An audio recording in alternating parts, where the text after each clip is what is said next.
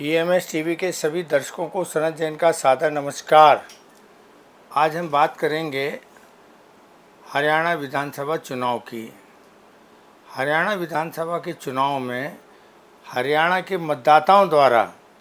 जो प्रतिक्रिया आ रही है वह अपने आप में बड़े गजब की प्रतिक्रिया है। लोग ये कह रहे हैं कि अभी हरियाणा का युद्ध समाप्त नहीं हुआ है, हरियाणा के युद्ध की शुरुआत हुई है। और इस युद्ध की शुरुआत में जो हरियाणा में पहले महाभारत युद्ध के पहले जो द्रौपदी का चीरहरण हुआ था और राज दरबार में जिस तरह का द्रौपदी के साथ चीरहरण हो रहा था और भीष्म पितामह जैसे दरबार में बैठे हुए लोग थे, उन्होंने दुर्योधन द्वारा जो किया जा रहा था उसका विरोध नहीं किया, बल्कि अपनी आंख बंद करके नीची भूमिका कर ली थी। हरियाणा में विधानसभा चुनाव में महाभारत के युद्ध का जो एक जुआ खेला गया था कौरवों और पांडवों के बीच में, तो उसमें शकुनी मामा ने पासे फेंके थे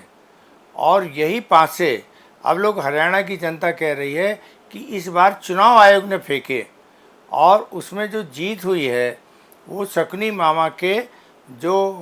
कौशल था चुनावी पासे, वो उसका जुए के पासे फेंकने का, जिसने युधिष्ठिर को जुए में हराया था,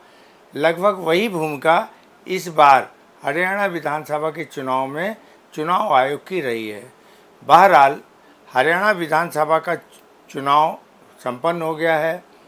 परिणाम सामने आ गए हैं और जल्द ही भारतीय जनता पार्टी की सरकार भी हरियाणा में बनने जा रही है। लेकिन जिस तरह से कांग्रेस ने इस पूरे चुनाव को नकार दिया है कि हम इस परिणाम को नहीं मानते हैं, कुछ इसी तरीके की स्थिति हरियाणा की जनता की भी है, जो ये कह रही है कि ये जो चुनाव हुए हैं तो पूरी जनता भारतीय जनता पार्टी के एक तरीके से खिलाफ चुनाव लड़ रही थी और कांग्रेस में इसकी भूमिका कोई विशेष नहीं थी। जनता ही ये चुनाव लड़ रही थी। हरियाणा के पहलवान, हरियाणा के नाराज किसान, हरियाणा के बेरोजगार और जगह जगह पर जब भाजपा के प्रत्याशियों को घुसने ही नहीं दिया जा रहा था चुनाव प्रचार के दौरान,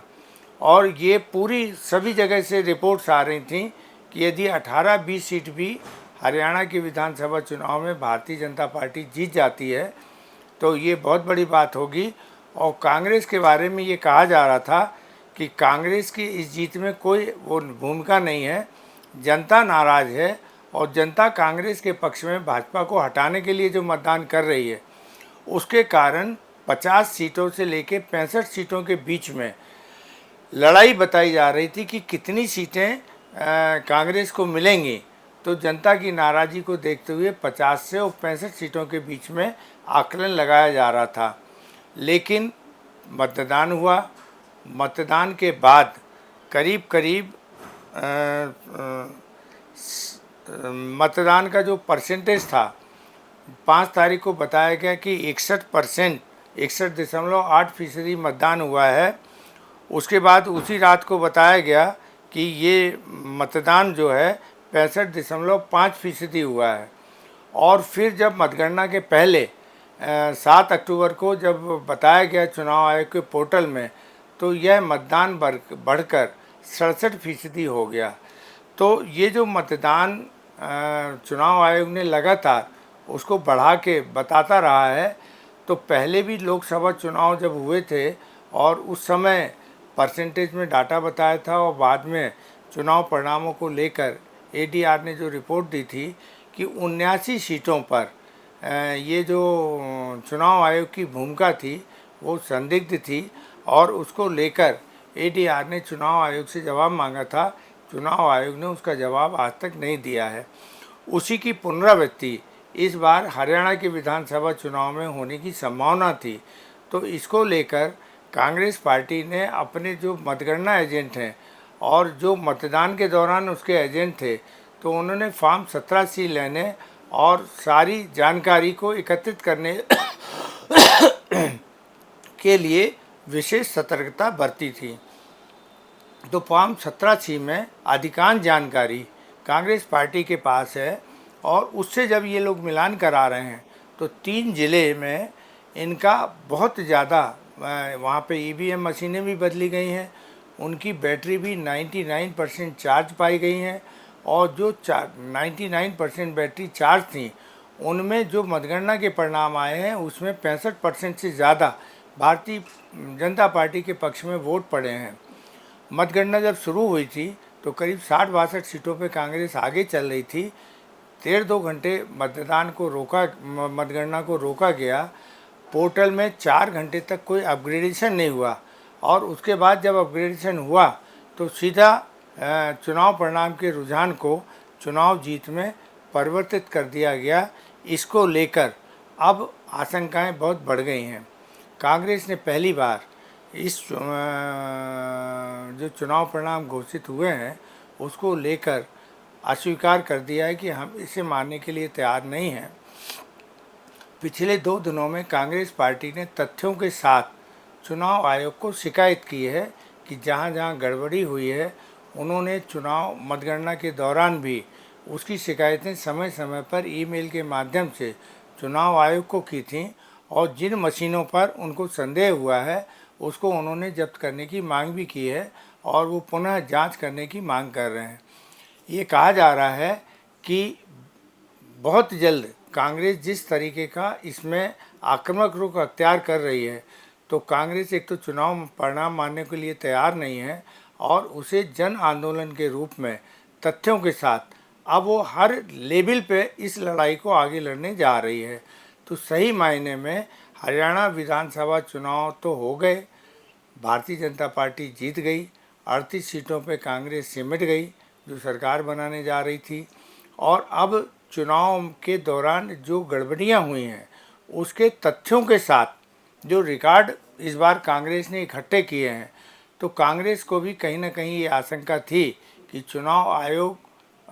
की भूमिका और मतगणना के दौरान जो गड़बड़ियां होती हैं उस पर नियंत्रण रखने के लिए उन्होंने फॉर्म 17C को आधार बनाकर अब अपने स्तर पर भी वो उस डाटे का इस्तेमाल कर रहे हैं। तो बहुत जल्दी इसके परिणाम सामने आ सकते हैं। किस रूप में आएंगे, कहाँ होंगे, क्या होगा पता नहीं, लेकिन चुनाव आयोग पर जाके उन्होंने अपनी पूरी शिकायतें दर्ज करा के और सुप्रीम कोर्ट और हाई कोर्ट के लिए अपना एक बेस बना लिया है। हाई कोर्ट और सुप्रीम कोर्ट के बारे में भी अब लोगों को ज़्यादा विश्वास नहीं रहा कि वो भी जो भी याचिका दायर करते हैं वहाँ तो उनकी महीनों महीनों सालों सालों तक सुनवाई नहीं होती है। तो सरकार तो बन गई, जो जीता वो सिकंदर। अब चुनाव में जिस तरीके की आपत्ति होती हैं, ये रिट पिटीशन लगाई जाती हैं और उन याचिकाओं की सुनवाई पूरा कार्यकाल 5 साल का ख़त्म हो जाता है, उसके बाद भी सुनवाई नहीं हो पाती है। तो अब लोगों को न्यायपालिका के ऊपर भी वैसा विश्वास नहीं रहा। तो एक जन आंदोलन पहले भी चला था जिसमें ईवीएम मशीनों की कार्यप्रणाली और उन सब चीज़ों को लेकर लोगों ने लंबे समय तक आंदोलन चलाया। इसमें सुप्रीम कोर्ट के वकील भी थे और ईवीएम मशीन में किस तरह से गड़बड़ी हो सकती है इसका डेमो भी कई स्तर पर पहले भी हो चुका है।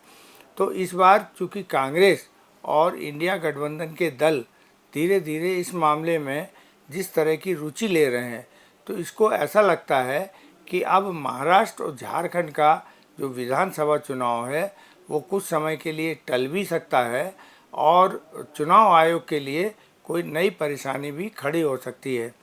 निश्चित रूप से जो चुनाव आयोग नियुक्त हुए हैं वो तीनों चुनाव आयुक्तों की नियुक्तियों को लेकर भी सुप्रीम कोर्ट में ये मामला लंबित है।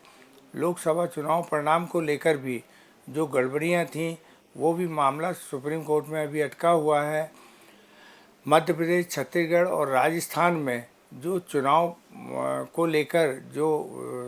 तथ्य बताए गए हैं कि 5 करोड़ वोट कैसे बढ़ाए गए थे और कैसे 79 सीटों का चुनाव प्रभावित हुआ है, उसमें एडीआर ने भी अपनी तरफ से ये सारे मामले में सुप्रीम कोर्ट का भी रुख किया है और चुनाव आयोग से भी जानकारी मांगी है, लेकिन अभी तक ये जानकारी आई नहीं है। तो जिस तरीके से जन आंदोलन के द्वारा अब कांग्रेस इसमें दबाव बनाने का प्रयास कर रही है, इसके परिणाम क्या होंगे ये तो नहीं कहा जा सकता है, लेकिन अभी हरियाणा के युद्ध की जो शुरुआत हुई है उसको अभी एक जुए के रूप में देखा जा रहा है कि चुनाव आयोग को माध्यम बनाकर, और शायद उसकी जो कमजोरियां थीं उसको देखते हुए भले जैसे कौरवों ने जुए के दौरान पांडवों का सारा राज्य छीन लिया था और फिर 5 गांव भी वो उनको देने के लिए तैयार नहीं थे।